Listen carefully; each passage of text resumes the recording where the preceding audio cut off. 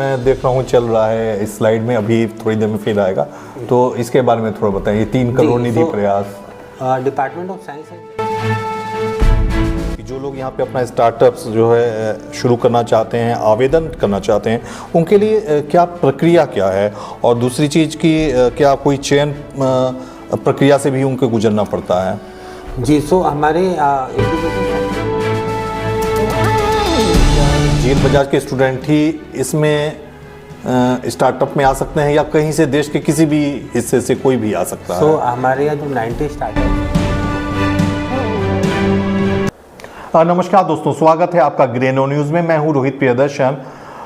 इस वक्त हमें जीएल बजाज जो ग्रेटर नोएडा में स्थित है वहां के इंक्यूबेशन सेंटर में, यह सेंटर स्टार्टअप्स और जो इनोवेशन है उसको एक नई ऊंचाई तक पहुंचाने का कार्य कर रहा है। और जो छात्र हैं, जो इनोवेटर्स हैं, उद्यमी हैं, वो जो है ये सेंटर उनके लिए एक प्रेरणा स्रोत बना हुआ है। Pranam, I'm very happy to be a part of GL Bajaj and I am Dr. Malvika Upadhyay. My startup is DentiShield Pro. Hello GL Bajaj, I am Devinder Singh, founder and director at BB Dynamics Private Limited. Our company working on 4-wheeler product.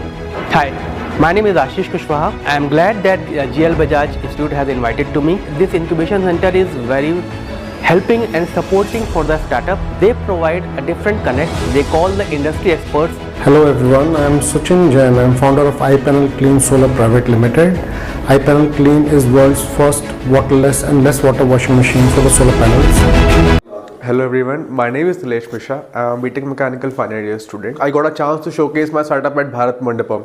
So this could happen because we came at our incubation center. We were given the opportunities. We have to hustle a lot. We have to polish our skills from time to time. So to polish our skills, we are given various workshops. Like we were given workshop by CA Pandey sir, so that we can come to know about the legal formalities of the startup, what legal formalities we have to face, and how to run the startup ethically and legally.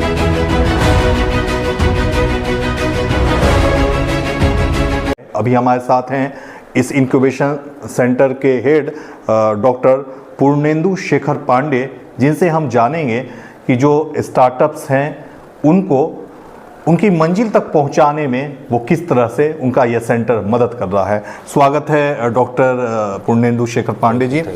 तो पहला सवाल मेरा यही रहेगा कि ये incubation centre जो GL Bajaj में आपका स्थित है ग्रेटर नोएडा में, इसकी स्थापना कब की गई थी और किस उद्देश्य के साथ स्थापना की गई थी, और उसमें आप कहाँ तक सफल हो पाए हैं?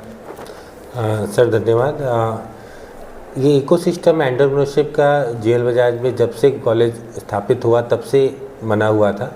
बच्चों को हमेशा से 2 वर्टिकल बताए गए कि एक तो आपका बीटेक के बाद, ग्रेजुएशन के बाद आपको प्लेसमेंट मिलेगी अच्छी, जिसके लिए कॉलेज बहुत जाना जाता है, और दूसरा वर्टिकल दिखाया गया कि आप एक एंटरप्रेन्योर बन सकते हैं, अपना एक वेंचर खोल सकते हैं, अपना एक स्टार्टअप खोल सकते हैं, जिससे आप जॉब सीकर ना होकर जॉब क्रिएटर बनेंगे। जब आप सोसाइटी में आएंगे तो और भी कई लोगों को आप जॉब दे सकते हैं जी, जिसमें लगभग 100 से ज़्यादा हमारे शुरू में ही एंटरप्रेन्योर्स निकले, जो हमारे एल्युमनाई हैं, जो हर जगह अच्छा कर रहे हैं। फिर सेक्शन 8 कंपनी खोली गई जिसका नाम रखा गया GL Bajaj centre for research and incubation centre, और इसको उत्तर प्रदेश से 2019 में रिकॉग्नाइज किया गया। जो संस्था है यूपीएलसी, और स्टार्ट इन यूपी इसको देखती है। 2019 में ये ऑफिशियली हमारा रिकॉग्नाइज हो गया। उसके बाद ये संस्था डीएसटी से भी अप्रूव्ड हुई एज ए प्रयास सेंटर, जिसमें 3 करोड़ रुपए एज ए प्रयास सेंटर हमें स्टार्टअप्स को देने होते हैं, और ये एमएसएमई द्वारा भी अप्रूव्ड हुआ एज ए बिजनेस इंक्यूबेटर। तो ये 3 संस्थाओं से हमें वो मिला, और ये 3 संस्थाओं से फिर बाकी स्टार्टअप्स को, एंटरप्रेन्योर्स को हम हेल्प कर रहे हैं। मेरा अगला सवाल ये होगा, आपके अनुसार ये जीएल बजाज जो है इन स्टार्टअप्स को किस तरह प्रेरित कर रहा है, किस तरह मार्गदर्शन उनका कर रहा है, उसमें क्या प्रमुख योगदान है? तो जैसा मैंने आपको बताया कि इकोसिस्टम बन गया है यहाँ पे, और अगर कोई बच्चा जिसके पास कोई आइडिया है, जिसके लिए हम छोटे छोटे आइडिया कंपटीशन और बहुत सारे कार्यक्रम कराते रहते हैं, ट्रेनिंग कराते रहते हैं, तो अगर किसी के पास बच्चे के पास आइडिया है तो उसको पहले तो हम उसका पेटेंट कराते हैं, ट्रेडमार्क कराते हैं, कॉपीराइट अगर उसका है तो वो कराते हैं, और उसका पूरा शुल्क जो है वो कॉलेज देता है उस बच्चे को। और उसके बाद उस बच्चे को अगर अपना कोई वेंचर खोलना है, स्टार्टअप्स खोलना है, तो हमारे इंक्यूबेशन सेंटर में लगभग 6 लोगों की टीम है जो उनको मदद करती है उनके स्टार्टअप्स के इनकॉर्पोरेशन में, उनके लीगल एस्पेक्ट को देखने में, और different startup India, start in UP के सर्टिफिकेट को पाने में, और फिर हम उनको ग्रांट दिलाने के लिए जो है वो उनको लग जाते हैं। तो इसी से जुड़ा सवाल है, उसके पहले की एक प्रक्रिया मैं जानना चाहूँगा कि जो लोग यहाँ पे अपना स्टार्टअप्स जो है शुरू करना चाहते हैं, आवेदन करना चाहते हैं, उनके लिए क्या प्रक्रिया क्या है, और दूसरी चीज़ की क्या कोई चयन प्रक्रिया से भी उनको गुजरना पड़ता है?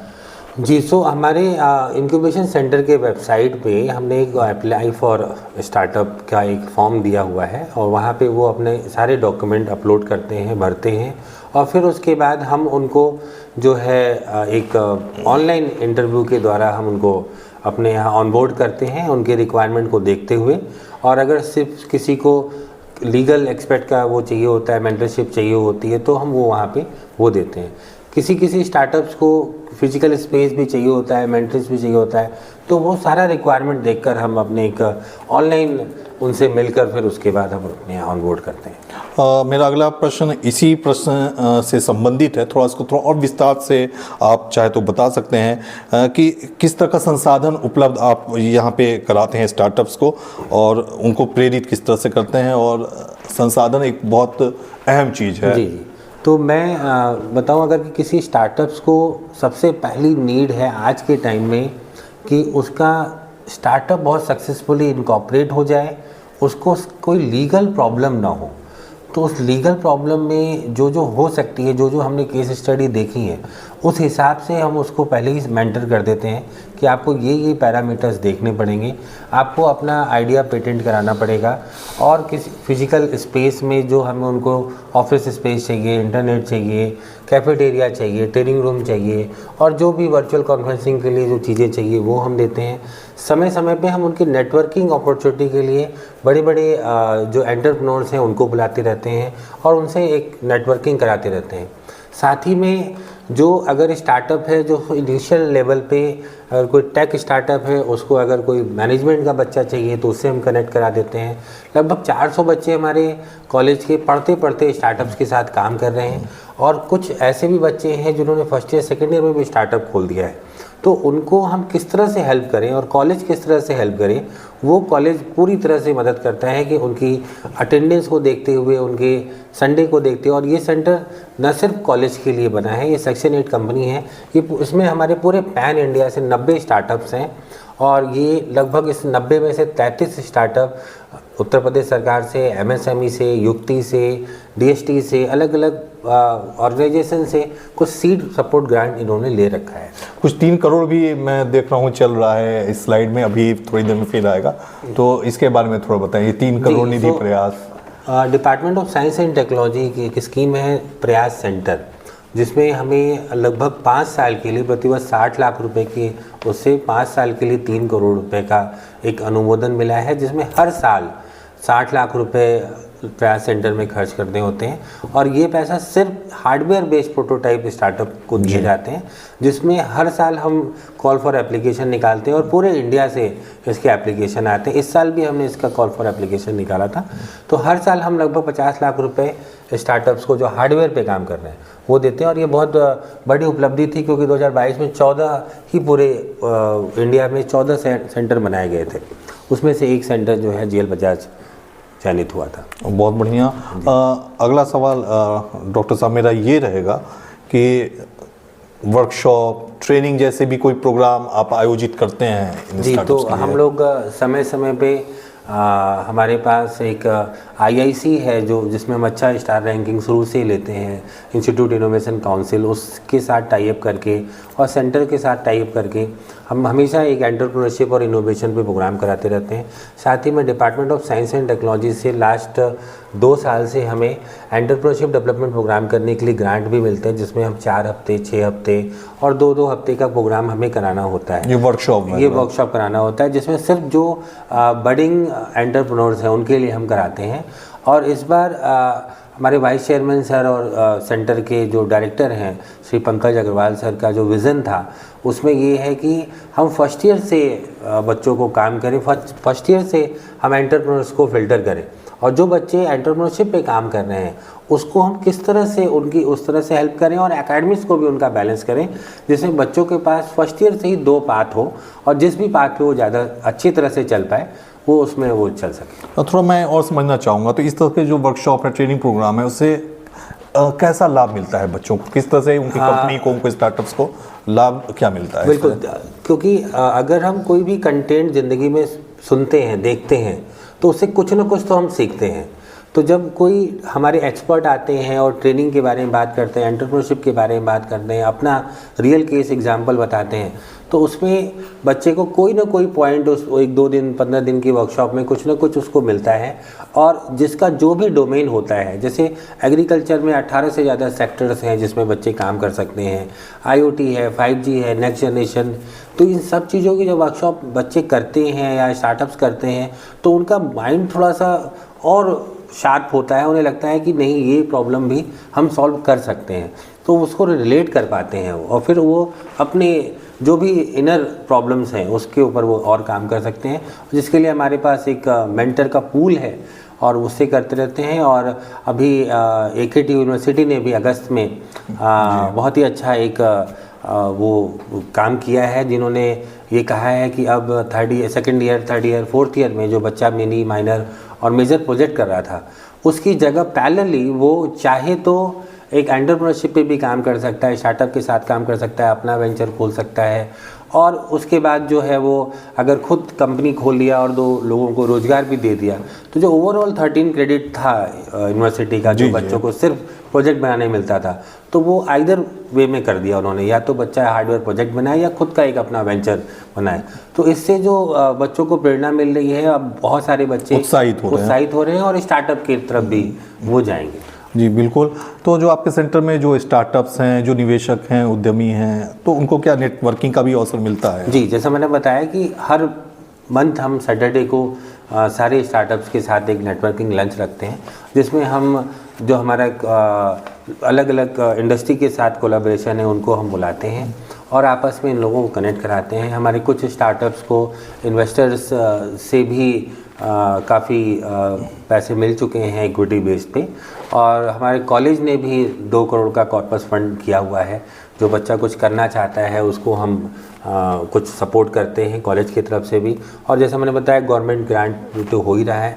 और नेटवर्किंग से थोड़ा सा ये एक्चुअली एक बार में ही कोई इन्वेस्टर आपको पैसे नहीं दे देता, लेकिन ये है कि कुछ नेटवर्किंग हमारी चल रही है और लगभग 4-5 स्टार्टअप्स ने अपना एक नेटवर्किंग के थ्रू एक इन्वेस्टर प्राइवेट इन्वेस्टिंग उठा चुके हैं। कुछ और स्टार्टअप्स की बात की जाए जो आपके केंद्र में चल रहे हैं, तो कितने स्टार्टअप्स हैं? आप शायद 90 स्टार्टअप बताते हैं, तो कितने उसमें सफलता के चरम पे पहुंचे हैं, और कुछ उदाहरण भी बताइए। जी 2-3 जो भी है कि उन्होंने कैसे शुरुआत की और वो किस मुकाम पे अभी हैं।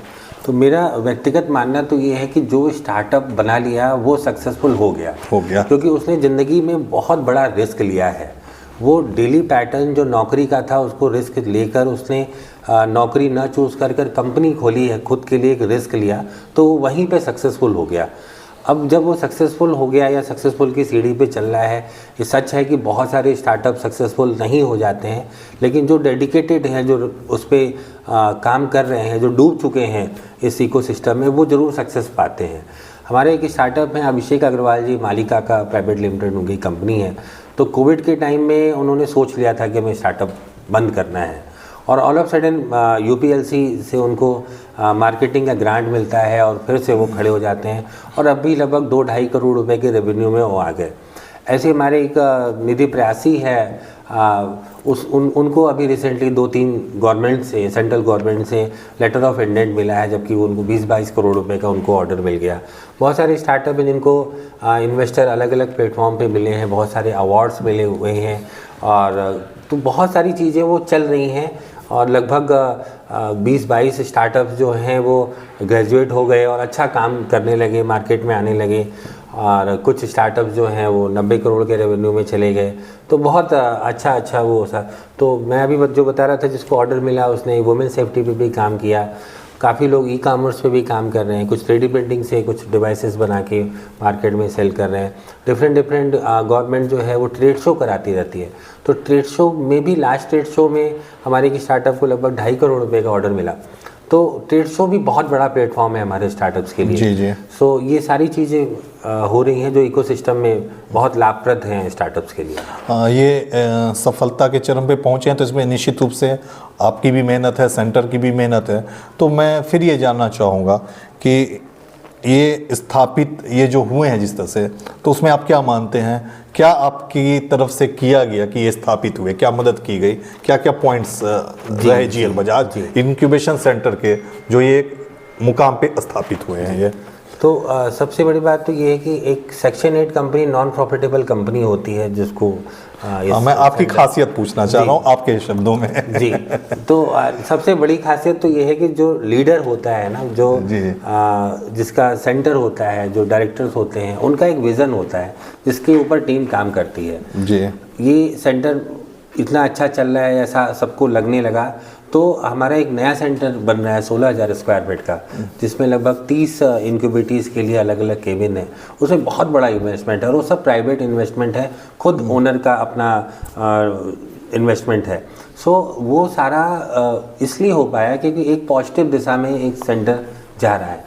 तो हमारे यहाँ अलग अलग टीम में मेंबर्स हैं, कुछ मार्केटिंग मैनेजर्स हैं, कुछ प्रोग्राम मैनेजर्स हैं, वो सब लोग बहुत काम कर रहे हैं।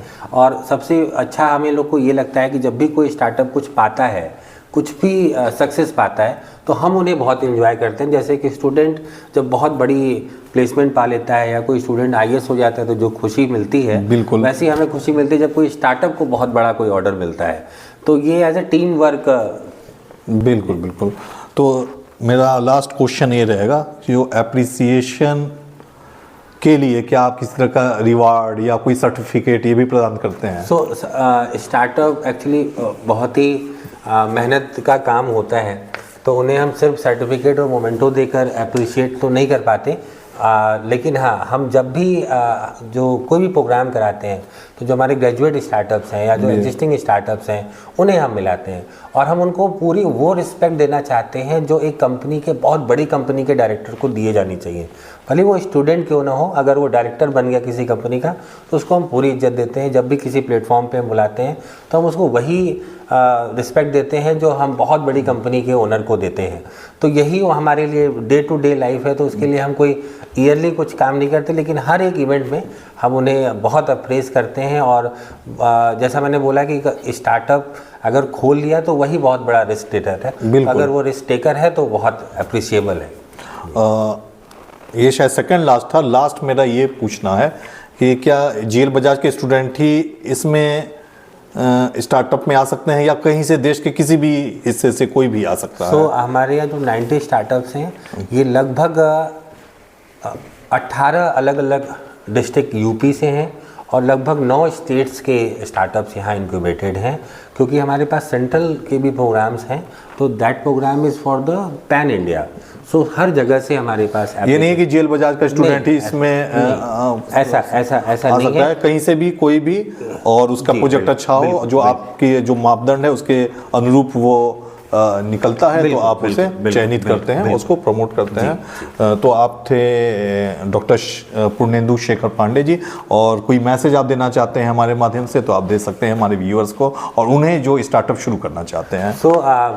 मेरा मैसेज ये है कि जो भी आपका रिलेटिव, आपका छोटा अनुज बड़ा कोई भी स्टार्टअप करना चाहता है या कुछ बड़ा करना चाहता है तो हमें उसे प्रमोट करना चाहिए, क्योंकि लाइफ एक ही है। हम जितने रिस्क ले लें अच्छा है, और रिस्क की कैपेसिटी अलग अलग है। और पूरे भारत में बहुत सारे इंक्यूबेशन सेंटर्स बने हैं स्टार्टअप्स को हेल्प करने के लिए। गवर्नमेंट बहुत काम कर रही है इसके लिए, बहुत सारे फंड्स दे रही है। तो आप ऐसे इंक्यूबेशन सेंटर में एक बार मिलकर और अपनी समस्याओं को रखकर एक बार हो सकता है कि आपके स्टार्टअप्स को स्केल अप करने के लिए इंक्यूबेशन सेंटर्स बहुत मददगार होंगे। और हमारे इंक्यूबेशन सेंटर से जुड़ने के लिए आप हमारे वेबसाइट jlbcri.org पे विजिट कर सकते हैं। और बहुत बहुत धन्यवाद। जी, आपने अपना कीमती समय निकाला, हमें समय दिया और हमारे व्यूअर्स को भी बहुत अच्छी जानकारी दी, और उन्हें खास करके और उनके पेरेंट्स को भी आपने जो मैसेज दिया, जो मुझे देना था वो आपने दे दिया है। जो स्टार्टअप शुरू करना चाहते हैं तो आप GL बजाज इंक्यूबेशन सेंटर पे संपर्क कर सकते हैं। इस वीडियो के साथ ये वेबसाइट का जो URL है वो भी फ्लैश हो रहा है। इसके अलावा आप डिस्क्रिप्शन बॉक्स में जो कॉन्टैक्ट नंबर है और जो भी जानकारियाँ हैं डिस्क्रिप्शन बॉक्स में, इस वीडियो के डिस्क्रिप्शन बॉक्स में वो आप देख सकते हैं। फिलहाल इस खास खबर में इतना ही। मुझे दीजिए इजाज़त। नमस्कार।